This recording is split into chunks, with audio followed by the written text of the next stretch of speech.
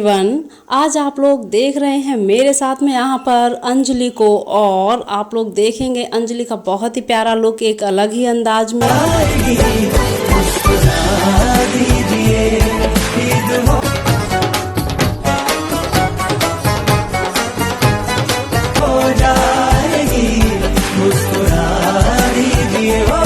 तो दोस्तों, आप लोगों को अंजलि का ये अंदाज कैसा लगा? और आप लोग देख ही रहे होंगे कि ये वीडियो काफ़ी अलग अंदाज में अंजलि ने बनाई है अपने प्यारे से फैंस के लिए।